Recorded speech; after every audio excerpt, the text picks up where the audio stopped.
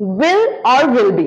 जब हमने इतने सारे कंफ्यूजन्स क्लियर कर लिए हैं तो क्यों विल और विल बी को छोड़ा जाए। Hello friends, welcome to English voice classes. आप सभी का इंग्लिश वॉइस क्लासेस के एक नए वीडियो में बहुत बहुत स्वागत है। फाइनली आज हम ये छोटा सा डाउट लेकिन बहुत बड़ा डाउट क्लियर करने वाले हैं कि विल कब बोला जाता है और विल बी कब बोला जाता है। अगर आप मेरे पुराने सब्सक्राइबर हैं तो आज मैं अपने पढ़ाने का तरीका थोड़ा बदलूंगी। आज मैं आपका साथ में टेस्ट भी लूंगी। तो पहले मैं आज आपको कंसेप्ट समझाऊंगी विल और विल बी का डिफरेंस क्या होता है, और उसके बाद आपको खूब सारे सेंटेंसेस प्रैक्टिस कराऊंगी जहां आप मुझे भर के बताएंगे कि विल बोला जाएगा कि विल बी बोला जाएगा। अब देखिए, कंसेप्ट को समझते हैं पहले, तभी आप बिल्कुल करेक्ट तरीके से ये जो सेंटेंसेस हैं बिल्कुल नॉर्मल सेंटेंसेस हैं बातचीत के, आप डिसाइड करेंगे कि भाई विल भैया बोला जाएगा कि विल बी बोला जाएगा। अब देखिए, विल और विल बी दोनों ही फ्यूचर के लिए है, इसमें कोई डाउट नहीं होना चाहिए। जब भी कोई चीज होगी आप विल का इस्तेमाल करते हैं या विल बी का। अब देखिए, शेल भी फ्यूचर के लिए यूज होता है, पर स्पोकन इंग्लिश में बहुत बार हम शेल को टाटा करते हैं और विल को ही बोलते हैं, इसलिए हमारा फ्यूचर बोलने के लिए दो ब्रह्मास्त्र ही रखेंगे हम अपने पास, विल और विल बी। ठीक है मैम, ये अंदाजा आ गया कि फ्यूचर के लिए विल और विल बी बोला जाएगा, लेकिन कौन सी सिचुएशंस हैं जब हम विल बोलेंगे और कौन सी सिचुएशंस हैं जब हम विल बी बोलेंगे। अब देखिए, दोनों में सिर्फ एक बी भैया का डिफरेंस है, लेकिन ये बी भैया बहुत बड़ा डिफरेंस ले आते हैं। आप इस कंसेप्ट को ऐसे समझेंगे, देखिए पूरी इंग्लिश में विल आप सिर्फ और सिर्फ सिंपल फ्यूचर के एक्टिव सेंटेंसेस में बोलेंगे। अगर आप मेरे पुराने सब्सक्राइबर हैं या मेरे ऑफलाइन स्टूडेंट हैं जो मुझे देख रहे हैं, तो एक्टिव बोलते ही आपको ये पता लग जाना चाहिए कि एक्टिव यानी कि जहां कर्ता यानी कि सब्जेक्ट का जिक्र हो रहा है। तो विल आप सिर्फ तब यूज करते हैं जब आप किसी फ्यूचर घटना की बात करें जिसमें कोई क्रिया हो और जिस इंसान का नाम आप ले रहे हैं वो ही उस क्रिया को करेगा। जैसे मैं पढ़ाऊंगी तो मैं बोलूंगी विल। वो आ जाएगा, कौन आ जाएगा? वो। सरकार बहुत सारी नई स्कीम्स लाएगी। आज सारे सेंटेंसेस फ्यूचर के होंगे तो ध्यान से सुनिएगा, क्योंकि विल और विल बी में बी का डिफरेंस है, लेकिन सिचुएशंस आपको समझनी पड़ेंगी, तभी ये एक्स्ट्रा बी लगा के आप सही साउंड करेंगे। तो विल भैया बिल्कुल सिंपल है, विल तब बोला जाएगा जब आप कर्ता का नाम लेते हुए बता रहे हैं कि ये इंसान जिसका मैं जिक्र कर रहा हूं, she, son, you, everyone, she, ये ही करता है। तो आपको कुछ नहीं करना है, विल बोलना है और वर्ब का फर्स्ट फॉर्म बोल देना है। तो विल का कंसेप्ट बिल्कुल क्लियर। ठीक है मैम, जब हम बोलेंगे रवि तुम्हें कॉल करेगा, ये विल का सेंटेंस है, क्योंकि रवि जिसका नाम हम ले रहे हैं वो ही क्रिया करेगा, और विल के साथ हमेशा वर्ब का फर्स्ट फॉर्म बोला जाएगा, इसमें कोई डाउट नहीं रखना है। ठीक है, तो मैं बार बार चीजों को रिपीट करूंगी हमेशा की तरह, ताकि आप जब मुझे सुने ये चीज आपके दिमाग में बैठ जाए। हिंदी नहीं सोचनी है, आपको पता लग गया कि ठीक है रवि तुम्हें कॉल करेगा, ये सिंपल फ्यूचर है, करेगा, और रवि ही करता है, तो मुझे विल यूज करना है और वर्ब का फर्स्ट फॉर्म लगाना है। विल और पूरी इंग्लिश में कहीं यूज नहीं होता। तो अब जो बाकी की सारी सिचुएशंस बचती हैं जहां आपको फ्यूचर बोलना है, आपको विल भी ही बोलना पड़ेगा। तो टेक्निकली अगर आप मुझसे पूछें कि विल ज्यादा बोला जाता है कि will be, concept wise will be ज्यादा सिचुएशंस में बोली जाती है कंपेयर टू खाली विल, लेकिन क्योंकि हम इतने बार कर्ता का नाम लेके बताते हैं कि वो ये चीज करेगा, इसीलिए बातचीत में आप बहुत बार it will rain, he will send you pictures, he will help you, they will come to your house, ऐसे सेंटेंसेस ज्यादा बोलते हैं। लेकिन अगर आप बातचीत करेंगे तो ऐसा कोई रूल नहीं है कि विल ही ज्यादा बोला जाएगा।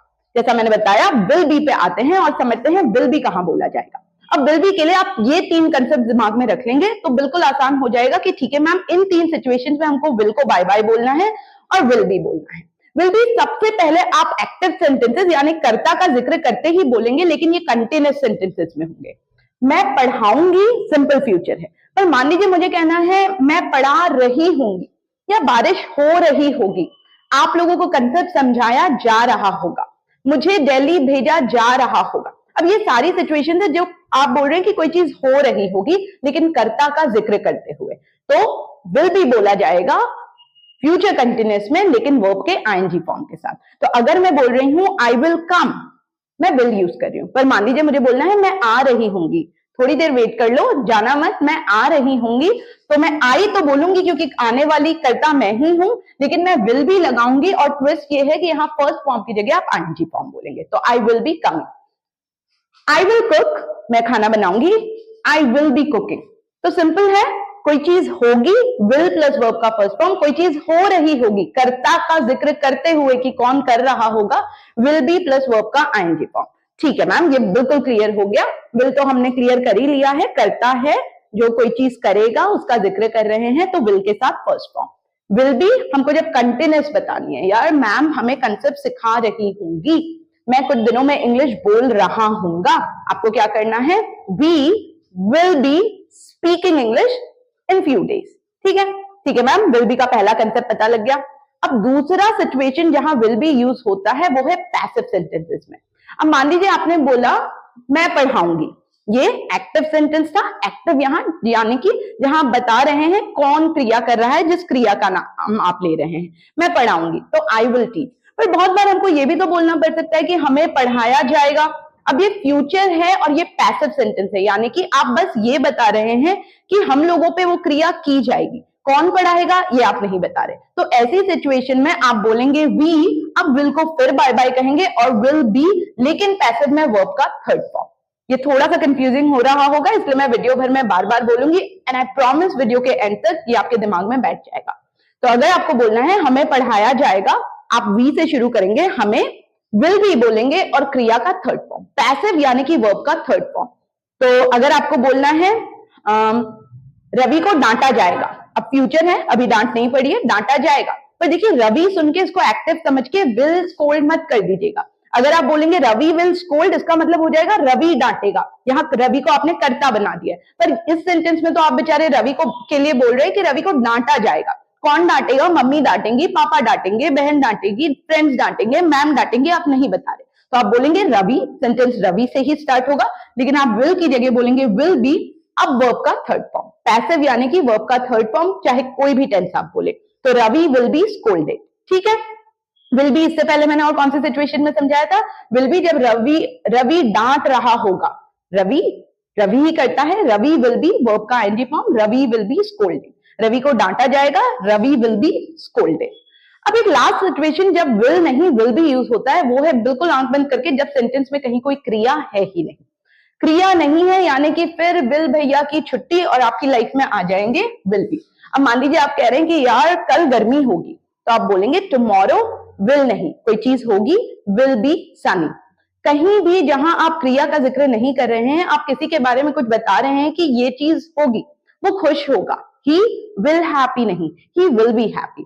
तो कभी भी आप किसी के बारे में बोलें, कोई इमोशंस बताएं जहां क्रिया का जिक्र नहीं है, ये ऐसा होगा, वो सुंदर होगा, वो कॉन्फिडेंट होगा, वो अच्छा होगा, वो बुरा होगा, ये जरूरी होगा, ये सिंपल होगा, ये कॉम्प्लेक्स होगा, ये हमारे लिए बेनिफिशियल होगा, ये हमारे लिए जरूरी होगा। ये जरूरी, बेनिफिशियल, अच्छा, बुरा, सिंपल, ये सारे वर्ब्स नहीं है। वर्ब्स यानी कि जहां आप किसी क्रिया होने का जिक्र कर रहे हैं, तो वहां भी आप आंख बंद करके क्या बोल देंगे, विल बी।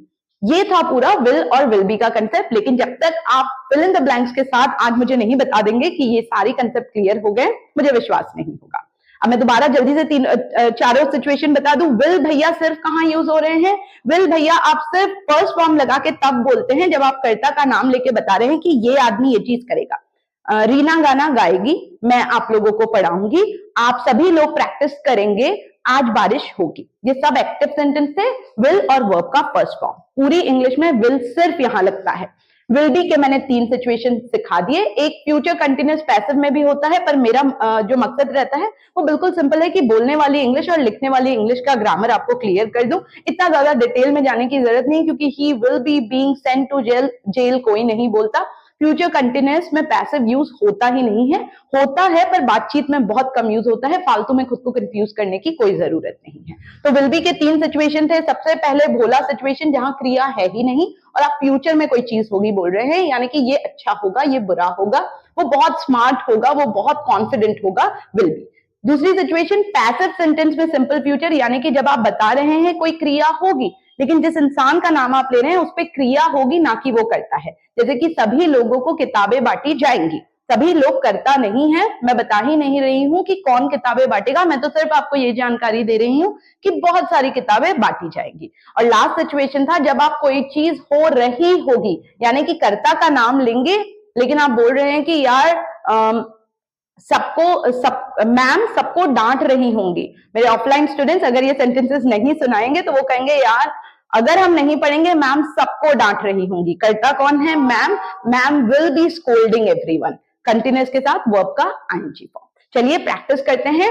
अब मेरे ऑफलाइन स्टूडेंट्स से तो मैं सेंटेंसेस सुन ही लेती हूँ क्योंकि ये क्लासेस मैं सिर्फ ऑनलाइन नहीं ऑफलाइन के स्टूडेंट्स के लिए भी यूज करती हूँ, तो उनके साथ तो मैं ये सारे सेंटेंस आगे बुला के सुनने वाली हूँ। पर मेरे ऑनलाइन सब्सक्राइबर के लिए या स्टूडेंट्स के लिए आप ऑनेस्टली देखेंगे कि ठीक है इन सेंटेंसेस को हम सही तरीके से विल और विल बी में पिरो के बोल पा रहे हैं कि नहीं, और सिर्फ सेंटेंस को आप विल और विल बी भर के छोड़ेंगे नहीं, इन सेंटेंसेस को जोर जोर से बोलेंगे भी। भले ये सिंपल सेंटेंसेस है पर इस हिसाब से जब लोग आई विल बी कम बोल देते हैं और फिर शर्मिंदा होते हैं कि मैम बी निकल गया जबकि आई विल कम होना चाहिए था, वो शर्मिंदगी आपको नहीं होगी। मैं चीजें बार बार रिपीट करूंगी क्योंकि मैं जानती हूँ कुछ मेरे नए सब्सक्राइबर या बिल्कुल जीरो लेवल से इंग्लिश सीखने वाले सब्सक्राइबर होते हैं। मैं चाहती हूँ वो जब ये वीडियो देखें उनको ये कंसेप्ट बिल्कुल क्लियरली समझ में आ जाए। चलिए स्टार्ट करते हैं।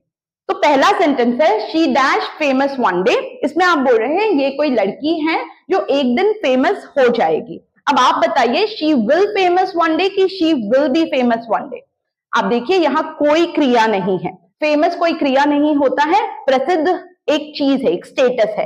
तो सिंपल सा फंडा है, आप बोलेंगे शी विल बी। तो ये सिंपल है। ये कौन से रूल के हिसाब से विल बी आया? No verb. इस सेंटेंस में कहीं क्रिया नहीं थी। मैं कैसे चीजों को सेंटेंस को बोल रही हूं आप उसी तरह बोलिएगा, और जो स्टूडेंट्स मुझे देख के प्रैक्टिस कर रहे हैं वो फ्लुएंसी के लिए बिल्कुल ऐसे बोलिए, she will be famous one day. वो एक दिन फेमस जरूर होगी। क्लियर? सेकेंड सेंटेंस है the sun dash rise tomorrow. अब बताइए द सन सूरज कल उगेगा या उदय होगा, है ना। हिंदी थोड़ी मेरी ऐसी इधर उधर हो जाती है। तो सूरज कल उगेगा, उदय होगा सूरज का। तो the sun will be rise tomorrow कि the sun will rise tomorrow. अब देखिए यहाँ राइज क्रिया है और ये वर्ब का फर्स्ट फॉर्म है, तो ऑफकोर्स ये पैसिव नहीं है क्योंकि कौन उगेगा? सूरज। करता ही सूरज भैया है हमारे, है ना, जो सूरज है उनके लिए, सूर्य देव के लिए आप बोल रहे हैं कल वो उदय होंगे। तो सिंपल सा फंडा है, अब विल बी नहीं, the sun will rise tomorrow. बोलते समय ध्यान रखिए जब आप फर्स्ट फॉर्म बोल रहे हैं तो ये हमेशा विल के साथ ही होगा। विल बी के साथ या तो नो वर्ब या थर्ड फॉर्म या वर्ब का आईएनजी फॉर्म। ठीक है, तो the sun will rise tomorrow, simple सा फंडा, वर्ब का फर्स्ट फॉर्म। आगे बढ़ते हैं। You dash informed about it. अब मैं इन्फॉर्म नहीं बोल रही, इन्फॉर्म। इसमें आप बता रहे हैं तुम्हें इस बारे में, अबाउट यानी कि के बारे में, तुम्हें इस बारे में इन्फॉर्म कर दिया जाएगा। ये सारे सेंटेंस फ्यूचर के हैं। अब आप बताइए you will informed about it कि you will be informed about it. Simple सा फंडा है, आप बोल रहे हैं कि तुम्हें इस चीज के बारे में सूचित कर दिया जाएगा। अब ये पैसिव है क्योंकि कौन सूचित करेगा आप नहीं बोल रहे। आपके दिमाग में कंसेप्ट बिल्कुल क्लियर है। अब विल नहीं, पैसिव यानी कि विल बी। तो आप बोलेंगे यू विल बी। अगर ये लाइट दिख रहा है तो मैं दोबारा बोल दे रही हूं, she will be famous one day, the sun will rise tomorrow, you will be informed about it, you will be informed about it. ठीक है, ये पैसिव सेंटेंस था। इन्फॉर्म, देखिए मैं इन्फॉर्म नहीं कह रही, इन्फॉर्म। पैसिव के साथ हमेशा क्रिया का थर्ड फॉर्म, भले ही वो कोई भी पैसिव का टेंस हो। आगे बढ़ते हैं। Everyone dash blaming me. Everyone dash blaming me. हर कोई मुझे ब्लेम कर रहा होगा। ब्लेमिंग होता है आप पे आरोप लगाना, है ना। तो आप बोल रहे हैं हर कोई मुझे ब्लेम कर रहा होगा। अब बताइए एवरीवन विल ब्लेमिंग मी कि everyone will be blaming me. Verb का आईएनजी फॉर्म यानी कि ये कंटिन्यूअस है, हर कोई मुझे ब्लेम कर रहा होगा। सिंपल है। अगर फ्यूचर कंटिन्यूअस है, एक्टिव सेंटेंस है, यानी कि हर कोई, करता कौन है? हर कोई, तो भी विल बी, लेकिन विल बी के बाद आप वर्ब का आईएनजी फॉर्म बोलेंगे। अगर होता हर कोई मुझे ब्लेम करेगा तो आप बोल देंगे everyone will blame me, verb का फर्स्ट फॉर्म, विल के साथ वर्ब का फर्स्ट फॉर्म, विल बी के साथ वर्ब का आईएनजी फॉर्म। तो everyone will be blaming me, हर कोई मुझे ब्लेम कर रहा होगा। ठीक है, आई होप ये कंसेप्ट क्लियर हो रहा है। इन सारे सेंटेंस को जब तक आप करेंगे आपका विल और विल बी को लेके कंसेप्ट बिल्कुल क्लियर हो जाएगा। लेकिन मैं रिक्वेस्ट कर रही हूं प्लीज इन सेंटेंसेस को जोर जोर से बोलिए। Everyone will be blaming me, हर कोई मुझे ब्लेम कर रहा होगा। आगे बढ़ते हैं नेक्स्ट सेंटेंस की तरफ। Tomorrow dash Sunny. कोई क्रिया नहीं दिख रही है, आप तो बस बोल रहे हैं भाई कल बहुत गर्मी होगी, कल बिल्कुल धूप वाला दिन होगा, कल धूप होगी। अब यहाँ कोई क्रिया नहीं है, आप कल के दिन का स्टेटस बता रहे हैं। स्टेटस यानी कि विल बी। तो कंसेप्ट बिल्कुल दिमाग में बैठा लीजिए, ठीक है मैम, विल हमको बोलना ही सिर्फ तब है जब आप बता रहे हैं ये इंसान ये चीज करेगा। आप कर्ता का जिक्र कर रहे हैं और बोल रहे हैं ये करेगा, तो विल बोलूंगा और फर्स्ट फॉर्म बोलूंगा। बाकी हर सिचुएशन में हम विल बी बोलते हैं। पैसिव में विल बी के साथ थर्ड फॉर्म, कंटिन्यूअस में विल बी के साथ आईएनजी फॉर्म, और नो वर्ब में आप उस इंसान का नाम बताते हो, विल बी लगाते हो, और वो जो होगा, स्मार्ट होगा, कॉन्फिडेंट होगा, सनी होगा, प्रॉब्लमेटिक होगा, एम्बैरेस्ड होगा, वो वर्ड को यानी कि उस एडजेक्टिव या नाउन को बोल देते हैं। आगे बढ़ते हैं, she dash tell you something. अब देखिए वो तुम्हें कुछ बताएगी। अब she will be tell you something कि she will tell you something? She will tell you something. एक तो देखिए वर्ब का फर्स्ट फॉर्म, अब फर्स्ट फॉर्म देखते ही आपके दिमाग में आना चाहिए मैम ये एक्टिव सेंटेंस है, कर्ता शी है, वो विल टेल यू समथिंग, वो तुम्हें कुछ बताएगी। यहां गलती से भी विल बी नहीं बोलना है, she will tell you something, she will tell you something, वो तुमको कुछ बताएगी। पर यहां अगर आप कर देते she will be told something, इसका मतलब हो जाएगा उसे कुछ बताया जाएगा, तब आप इसको पैसिव कर दे रहे हैं, आप नहीं बता रहे हैं कौन बताएगा। मैंने क्या किया, she will be told something, पर यहां इस सेंटेंस में आप क्या बोल रहे हैं, उसको, वो तुम्हें कुछ बताएगी, she will tell you something, वो तुमको कुछ बताएगी। करता ही कौन है, ये शी, जिस लड़की की आप बात कर रहे हैं। Okay, next, the meeting dash short. The meeting, कोई मीटिंग है, वो छोटी होगी, शॉर्ट। अब इसमें कहीं क्रिया नहीं है, आप सिर्फ मीटिंग के बारे में बता रहे हैं, मीटिंग कैसी होगी, मीटिंग छोटी होगी। तब अगर सेंटेंस में कोई क्रिया नहीं है और आपको फ्यूचर बोलना है, कोई चीज होगी, अच्छी होगी, बुरी होगी, छोटी होगी, बहुत लंबी होगी, बड़ी पकाऊ होगी, आपको सिर्फ विल बी बोलना है। और इंग्लिश में हम छोटे को क्या बोल देते हैं, शॉर्ट। तो आप बोल रहे हैं मीटिंग छोटी होगी, तो आप बिना टेंशन के कॉन्फिडेंटली बोलेंगे the meeting will be short, the meeting will be short. Please कैसे सेंटेंस को मैं बोल रही हूं, शार्ट वार्ट नहीं कर देना, the meeting will be short, the meeting will be short, the meeting will be short. थोड़ा एक्सप्रेशन लाके बोलिए, the meeting will be short, meeting छोटी होगी। आगे बढ़ते हैं, the company dash hire new workers. Company नए वर्कर्स को हायर करेगी। हायर एक क्रिया होती है जहां आप बताते हैं कि नए एम्प्लॉयज, नए वर्कर्स को नौकरी पे रखेगी, भर्ती करना नौकरी के लिए। अब खुद सोचिए, the company dash hire new workers, company नए वर्कर्स को हायर करेगी, भर्ती करेगी उनकी। अब ये एक्टिव सेंटेंस है क्योंकि कंपनी ही करता है, कौन भर्ती देगी, कंपनी, और क्या करेगी, क्रिया आ गई, तो एक्टिव सेंटेंस है। यहां आप विल भी नहीं बोलेंगे, यहां आप विल बोलेंगे। और फिर देखिए वर्ब का फॉर्म देख के अब आपको पता लग ही गया होगा, पैसिव होता तो हायर्ड होता, कंटिन्यूअस होता तो हायरिंग होता। तो यानी कि आप बोल रहे हैं company will hire new workers, यानी कि कंपनी नए वर्कर्स को हायर करेगी। ठीक है, अगर आप खाली बोलते नए वर्कर्स हायर किए जाएंगे, नहीं बता रहे हैं कंपनी करेगी, कोई और बाहर के लोग करेंगे, एचआर करेगी, आप बोल देते new workers will be hired. Will be के साथ वर्ब का थर्ड फॉर्म, खाली विल के साथ वर्ब का फर्स्ट फॉर्म। चलिए आगे बढ़ते हैं, आई feel sleepy, I dash will sleep now. I feel sleepy यानी कि मुझे बहुत स्लीपी फील हो रहा है, बहुत नींद सी आ रही है, फील यानी कि महसूस होना।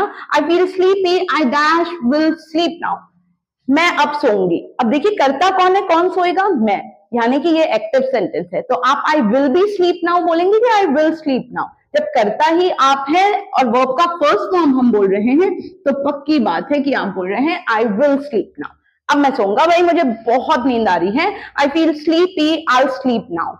जब मैं कल अपने ऑफलाइन स्टूडेंट से सुनूंगी, मैं ये मेक श्योर करूंगी कि आप आई विल नहीं आई बोल रहे हैं। I sleep now, spoken English में हम आई विल को थोड़ा सा पास्ट बोलते हैं और कर देते हैं I sleep now. So I am feeling sleepy या I feel sleepy, I sleep now, I sleep now.